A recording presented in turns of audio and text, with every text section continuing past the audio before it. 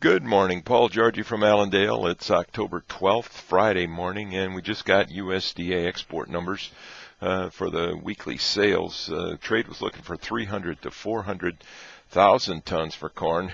We got 14. Yeah, that's right. 14,000 tons of corn is all that was sold last week. Soybeans 750 to 850. 525 was the number that we sold, and the estimates for wheat 350 to 550, we came in at 280. So below the estimated range for all three major commodities.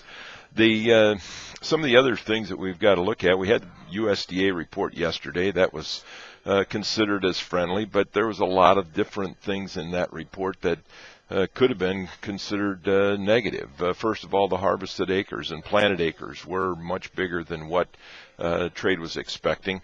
We think there's going to be some changes there as we go forward, but we're through looking at the emotion of this report. We realize that we're going to have some very tight supplies is what the numbers suggested.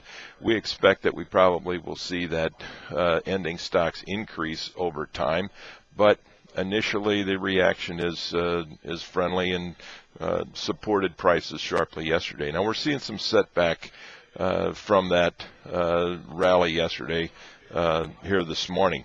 One of the things that we did learn is open interest did increase sharply yesterday. 50,000 contracts in corn, 14,000 contracts in beans, 14 in wheat, 3,000 in beans, suggesting a lot of new money coming back into this thing and supporting the commodity prices. So we're going to have to see if we can follow through there today. We've got one of the technical factors that we're watching here today is the 768 area in the December contract. If we close above there on a weekly basis, I think it'll give the technicians and chart followers a confidence that we have seen our seasonal low in the corn.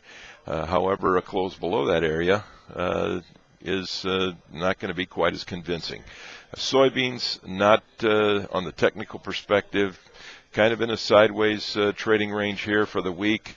Not giving us any real indication. They followed along yesterday, but when you look at the USDA data suggesting that we need to probably have lower prices in order to meet the demand that the USDA set out yesterday.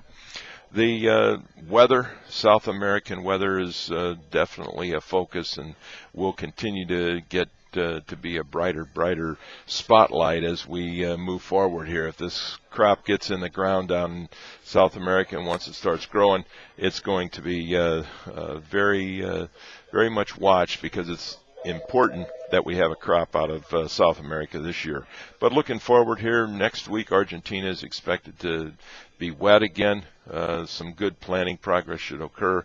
They are reporting out of Argentina that possibly 25% of the corn is already planted down there. Brazil, the row crop area should receive some moisture here as we move through next week. Kind of ideal planting conditions in many areas there. So going to be watched as that crop continues to progress. So as we move forward here today, I think the thing that we need to be watching in the grain markets especially is these chart points, especially in the corn. 768 area is a key number that we want to watch here today as we get into the close. A strong weekly close could mean further run here and possibly take us up to the 8 to 820 range in the December contract. In the livestock trade, cutout values there were up yesterday in beef, choice up 33, select up 40. The pork cutout values were up 104.